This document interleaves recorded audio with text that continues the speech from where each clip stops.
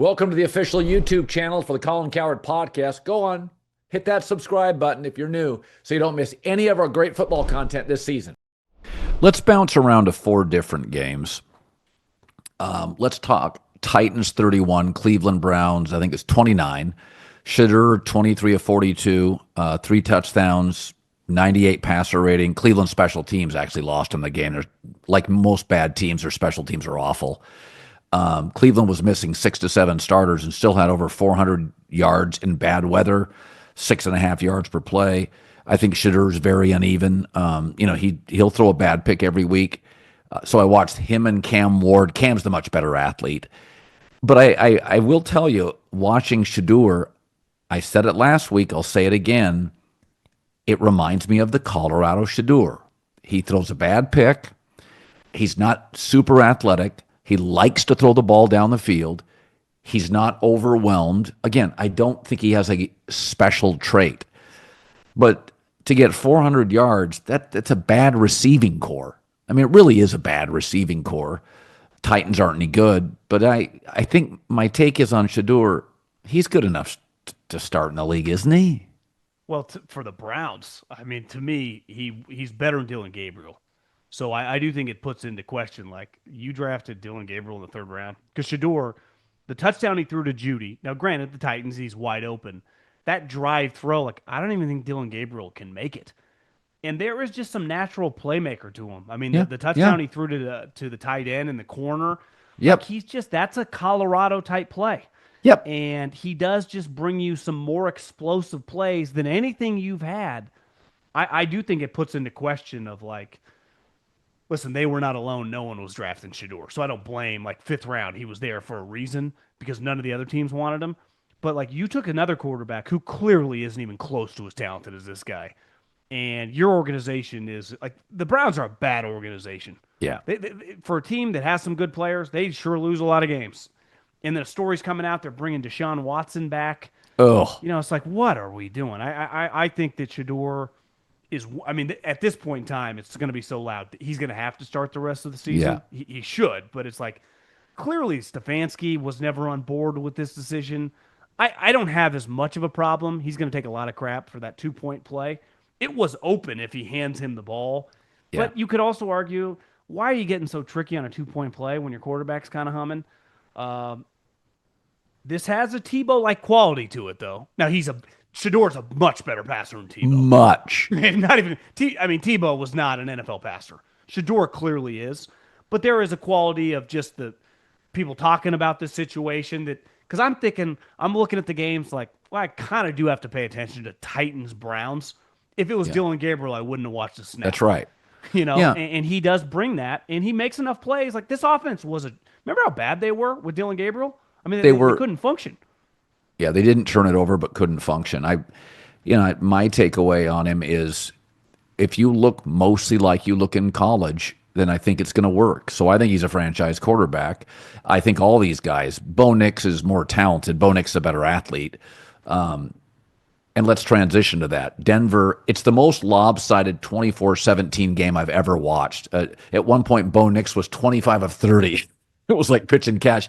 They had a 14-play drive, an 18-play drive. Denver just wanted the game over and nobody hurt and to get on the plane. They had these long, like death by 1,000 cut drives.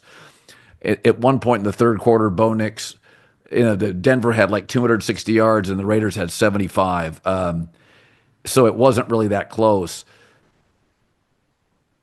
I got to tell you, there's a lot of talk. Brady has gotten much better as a broadcaster, much more comfortable. He can't be comfortable with what's going on with the Raiders because, again, this game wasn't close. Denver's getting better. The Chargers will eventually get their tackles back. They may beat Philadelphia tomorrow. Kansas City's Kansas City. You think the Raiders will blow it up? Football season's here, and if you want to go to an NFL or college football game, Game Time is the place for you. The Game Time app just gives you the advantage back to you, the fans. It's a hack for unlocking amazing tickets and experiences in a few taps. I love it. Easy to use. The Game Time guarantee means you can trust you'll get 100% authentic tickets on time and at the best price, 100%. So they even let you preview your seat on the app. That's special. Plus, fees are always included. So what you see is what you pay every time. Take the guesswork out of buying professional football tickets with Game Time. Just download the Game Time app, create an account. If you use the code Colin, Colin, $20 off your first purchase. Terms apply again. Create an account, redeem code COLIN, $20 off. Swipe, tap, ticket, go. Download the Game Time app today. Well, they're the worst team in the league right now. I mean, at least the Titans showed a little life today. I mean, Yeah. no one's playing worse than the Raiders. That the moment Mims took that back, I'm like, I don't even really need to pay attention to this game anymore. They got no shot. I think the problem with Pete Carroll is they hired this guy who had been making $15 million and setting the tone and deciding everything for 20 years to then tell him what to do. Now, you could argue, why do you even hire a 75-year-old in the first place? But if you are going to hire him, Brady clearly forced Chip Kelly on him, and then Pete forced him to run Shane Waldron's offense to Chip Kelly. It's like, this is the type of stuff the Browns do. You know, part of getting Brady was to kind of stabilize everything. But listen, Tom is the greatest player of all time, and he's a very successful guy. But he's never ran a franchise. Bill did that. You know, Bill made a lot of moves that Tom didn't like. They kind of worked a lot of the times for many of those years. Getting rid of, you think Tom would have got rid of Welker? Of course not. You know, so It's like being and hiring the coaches. It's a little more complicated. I think there are a lot of GMs throughout the league. They're like, yeah, Tom, is a little harder than you think, huh? This isn't as easy. Because guess what? Pete and Chip, they have egos like they're players. These guys are used to making a lot of money. Mixing and matching coaching staffs, I'd argue, is a lot like building a locker room. You got to be very careful about the way you do that. Personalities mesh.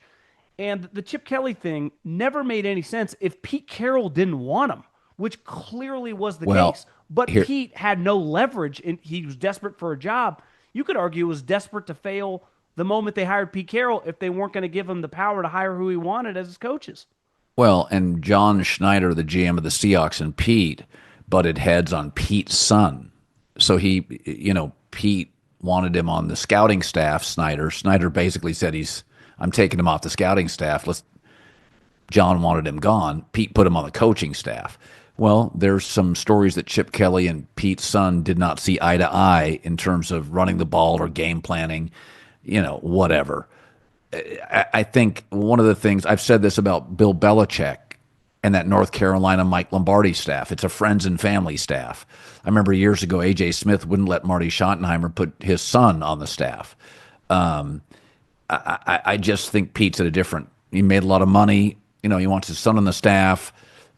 Chip, I haven't talked to Chip, but I think that I know in Seattle that did not. There was real fissures between John Snyder and Pete. That I've had two sources tell me. So it's a mess. Okay. I also think the Raiders last year had the opportunity. I think they thought for some reason they were kind of close.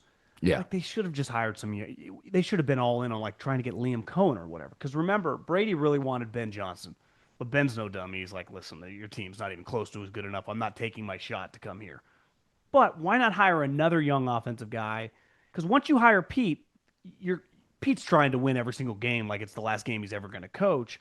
That's not really the position the Raiders were in. And listen, they made a mistake, and I'm a big John Spytek guy, but they should have traded Max Crosby this offseason because their team wasn't going to be any good. But Pete Carroll would have put his body in front of that trade, right? So not everyone's on the same page. And I do think the other stories, it is very difficult when you're in Brady's position, who clearly has a lot of juice. I think there was Diana Rossini's article. He's been there like twice all season. So you're making these decisions. You're not in the building. John Schneider, Howie Roseman, they're spending 12 hours a day, every day for 320 days a year inside the building with the players, with the coaches, with the owner. It's really hard in this type. You can do that in some companies, right? Football is not one of those where you can just live, on the other side of the country and just phone in. Yeah, I mean, I was watching a clip this week. Somebody was talking about Jerry West, and everybody said, "Oh, Jerry was a genius." And this person said, "No, every time you went anywhere, Jerry West was in the gym." And Brad Stevens for the Celtics, go anywhere, any college basketball game, he's in the gym. You got to put the time in. I mean, that's just the reality. Howie Roseman, he's on a plane 150 days a year. I mean, that's the reality of these guys. John Snyder, I know John has already seen Indiana play. you know, yeah, John Snyder's not a TV guy. He's a get to a game guy, reportedly. Like he wants to be at a game.